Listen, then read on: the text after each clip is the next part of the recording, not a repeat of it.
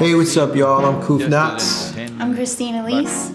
And we are Kuf Knotz and Christine Elise. We met in 2018, pretty randomly in a Whole Foods right outside of Philadelphia. Christine had seen me perform before in my previous band.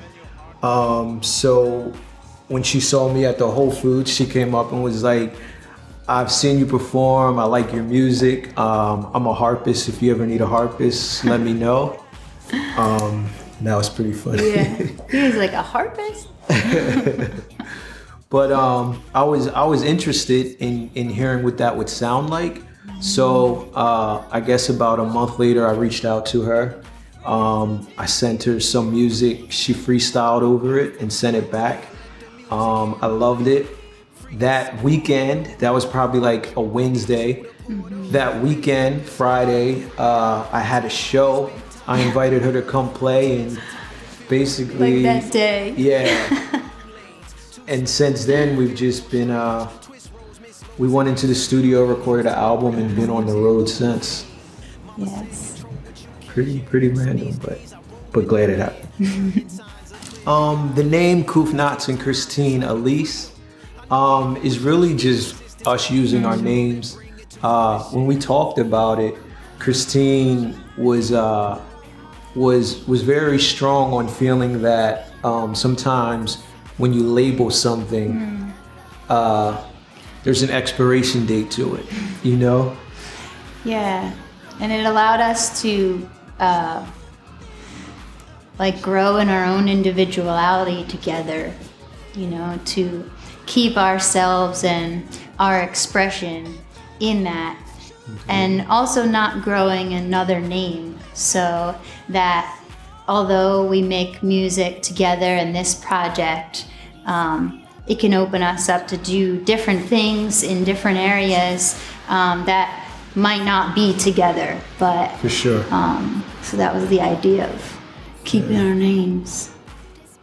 Since the pandemic has struck, we had to cancel about 3 months worth of touring. We're supposed to go to South Africa, Canada. Yeah, so I mean, at first, of course, like everyone else dealing with the pandemic, it was crushing and heartbreaking. You had to adjust. I'd say for the first month or two, we didn't do anything art or music related. Yeah. It was pretty much just taking that time to enjoy the rest, for one, in a sense that we hadn't rested in literally 2 years because we were on the road. Slow down. Yeah, so that first month or two, we didn't do anything other than just rest. We started making collages. Yeah. Tap into a different form of art. Yeah. And then I'd say like the third month in, we were hit with a wave, boom, of creativity, and we started writing an album. Yep. So throughout the whole pandemic up until now, we recorded an album, and we finished the album actually 2 days ago. Yeah. So we'll be putting that album out within the next few months. And really that kept us pretty busy the whole time.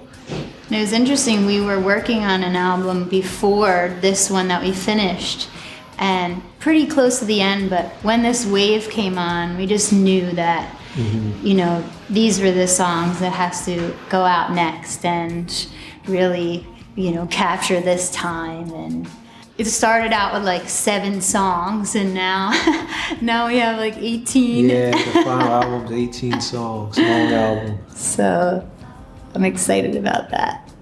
So along with us too, we do have a full band for when we play bigger shows. It's 2 other members. One plays the drums and one plays bass and keys, left-hand bass. They go by the name of Trap Rabbit. They're another band in their own right, but we all come together. And they're Philly-based.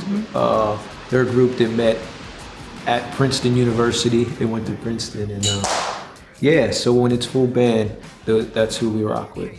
We met Westar Production when we did a show at 10 PRL, and it was an awesome event supporting Asbury Park Dinner Table.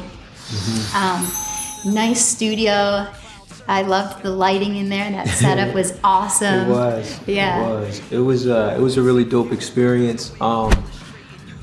We've been living here, I guess, since the start of the pandemic, and we've been trying to get acquainted with and in a circle of musicians. So that was like the perfect opportunity to meet different bands.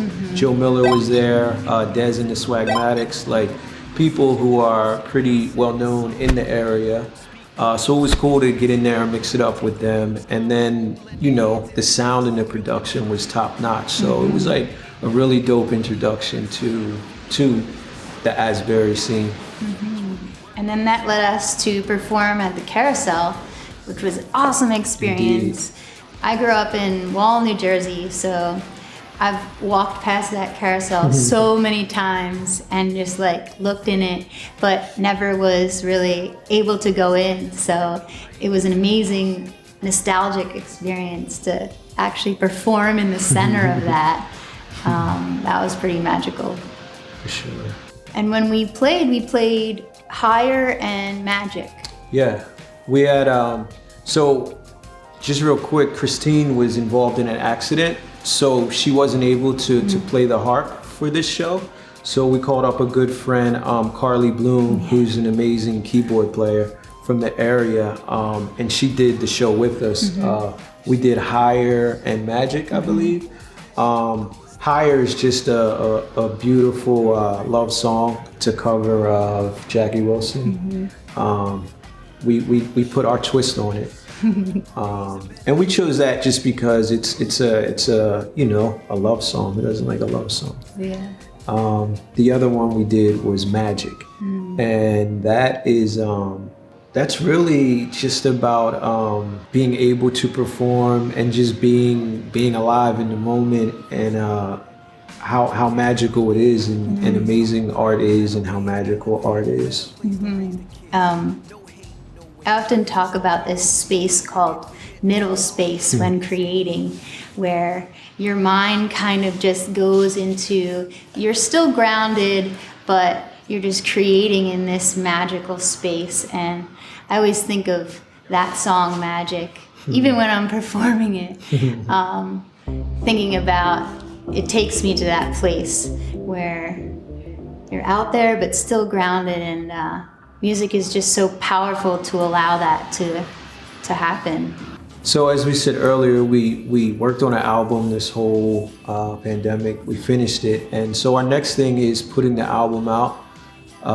Usually when putting out an album, we set up a tour to go along with it. I don't know what that looks like right now. We'll do an online release out of the studio we recorded at, a studio called Morning Star. With Glenn Barrett. He recorded it, engineered it. So yeah, that's the immediate future plans. Put the album out, promote it like crazy, shoot some videos. Hopefully link up with Westar for some videos. That'd be dope. And it's cool because we had a lot of people from our circle and artists that we met along the way perform on that album. So it really created a community. So looking forward to sharing it in some kind of form of community as we release it. And that's the name of the album, Community. So yeah, to get in touch with us, check out music and what we're doing, any future events, you could go to kufknotz.com. That's our website. Instagram at Kuf Knotz And I'm at Christine Elise Hart. Twitter at Kuf Knotz, Facebook HG Fam Music. We'd like to thank Joe Palm from Telegraph Records, who did all the audio for the performance. It came out amazing to capture that sound in such a big space. Is pretty dope. So big thank you to him for that. And we want to give a special thanks to Westar Production. They are a 501c3 organization so they can receive donations. So please be sure to support them. They're a wonderful organization doing a lot for the community and just making music stay alive. So please support them if you have the means to do so. Yeah, so tune in, check out the 2 live songs. We had a blast doing it. Hopefully you feel that energy through the performance. Yes, thank you. Creation is dance.